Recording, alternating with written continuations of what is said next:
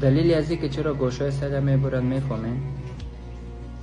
میگه روزی از روزها یک تا پادشاه بود، هر روز شوقش بود که بره جنگل شکار کنه، یعنی اصلا گزاری از این بدون شکار نمیشد.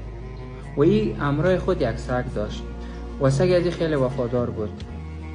زمانی که این شکار میکرد، سگ از این دویده شکار برش کشکده می آورد، به پیش پایش می انداخت. و یک روز سگ از این مریض شد، این تنهایی به شکار رفت و بعد از اینکه از شکار برگشت و میبینه سگش تا هنوز مریض است، سر حال نشده. روز بعدش دوباره به شکار تنهایی میره و بدون سگ خود میره و پس میگرده از شکار و پس برمیگرده از شکار، سگ از این فوت کرده.